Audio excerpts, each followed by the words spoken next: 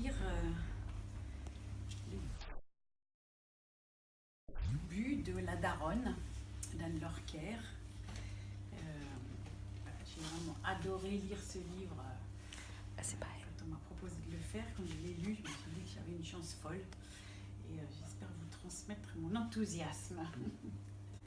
Mes fraudeurs de parents aimaient viscéralement l'argent.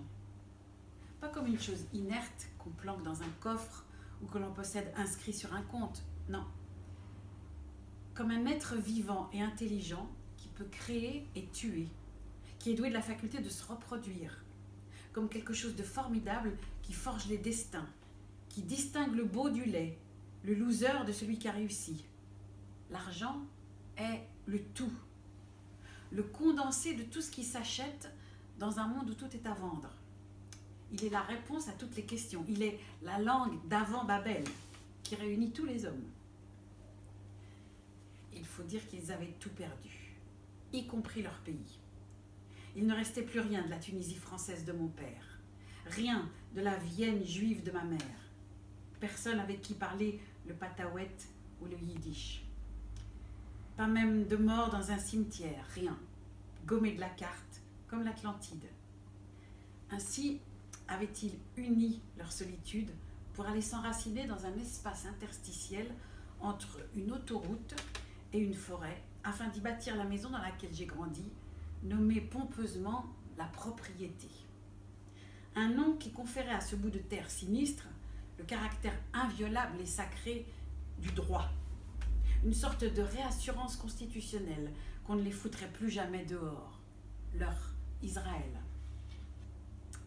Mon père était le PDG d'une entreprise de transport routier, la Mondiale, dont la devise était « partout pour tout ». PDG. Un mot qui ne s'emploie plus aujourd'hui pour désigner un métier, comme dans « Il fait quoi ton papa ?»« Il est PDG ». Mais dans les années 70, ça se disait. Ça allait avec le canard à l'orange, les cols roulés en nylon jaune sur les jupes culottes et les protèges téléphones fixes en tissu galonné. Il avait fait fortune en envoyant ses camions vers les pays dits de merde, dont le nom se termine par « an », comme le Pakistan, l'Ouzbékistan, l'Azerbaïdjan, l'Iran, etc. Pour postuler à la mondiale, il fallait sortir de prison, car, d'après mon père, seul un type qui avait été incarcéré au minimum 15 ans pouvait accepter de rester enfermé dans la cabine de son camion sur des milliers de kilomètres et défendre son chargement comme s'il s'agissait de sa vie. Cette joyeuse équipe infréquentable sur laquelle mon père exerçait un paternalisme romanesque lui permettait en toute opacité d'acheminer des cargaisons dites additionnelles à ses convois.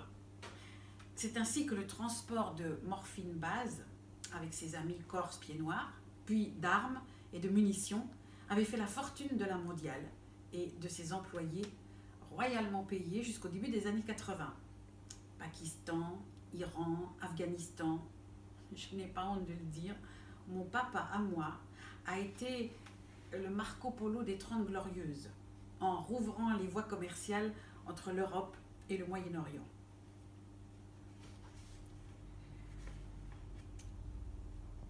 Notre héroïne s'appelle Patience Portefeu. Et pourquoi m'a-t-on appelée Patience ?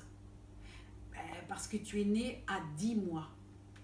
Ton père nous a toujours dit que c'était la neige qui l'avait empêché de sortir la voiture pour venir te voir après l'accouchement. Mais la vérité, c'était qu'après une attente aussi longue, il était juste archi déçu d'avoir une fille. Et puis tu étais énorme, 5 kilos, un monstre.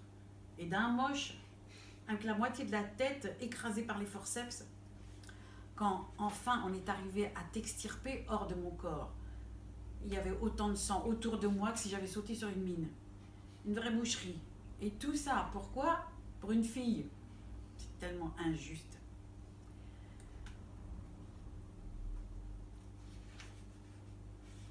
Et Portefeu, c'est le nom de mon mari. L'homme qui m'a protégée un temps de la cruauté du monde et m'a offert une existence de joie et de désir exaucés. Les quelques merveilleuses années où nous avons été mariés, il m'a aimée telle que j'étais, avec ma passion pour Rothko, mes robes rose bonbon et mon incapacité à faire quoi que ce fût d'utile, qui n'a eu d'égal que celle de ma mère. Nous avons commencé notre vie dans des appartements magnifiques, loués avec le fruit de son labeur. Je précise bien loués pour insaisissable, car mon mari, comme mon père, faisait des affaires du genre de celles dont personne ne savait rien, sinon qu'elles nous permettaient un immense confort matériel et sur lesquelles nul n'aurait songé à l'interroger, tant il était généreux, sérieux et bien élevé. Lui aussi faisait fortune grâce au pays dit de merde, dans une activité de conseil en développement des structures nationales de paris d'argent. Pour faire court, il vendait son expertise en loterie et PMU à des dirigeants de pays africains ou du lointain sud-est comme l'Azerbaïdjan ou l'Ouzbékistan. On imagine l'ambiance. Enfin, moi, je la connais bien, cette atmosphère de bout du chemin, pour avoir séjourné de nombreuses fois, tant avec lui qu'avec ma famille, dans d'improbables hôtels internationaux. Les seuls endroits où la climatisation fonctionne et où l'alcool est correct, où les mercenaires côtoient les journalistes, les hommes d'affaires, les escrocs en fuite, où règne dans le bar un ennui tranquille propice au bavardage paresseux, pas loin pour ceux qui connaissent, de l'atmosphère cotonneuse de la salle commune des hôpitaux psychiatriques, ou bien de celle que l'on trouve dans les romans de Gérard de Villiers. C'est à Mascate, au sultanat d'Oman, que nous nous sommes rencontrés, et c'est au même endroit qu'il est mort, alors que nous y séjournions pour fêter nos 7 ans de mariage. En l'épousant, je pensais baigner pour toujours dans l'amour et l'insouciance. Je ne pouvais pas m'imaginer qu'il puisse se passer dans la vie quelque chose d'aussi affreux qu'une rupture d'anévrisme en plein milieu d'un fou rire.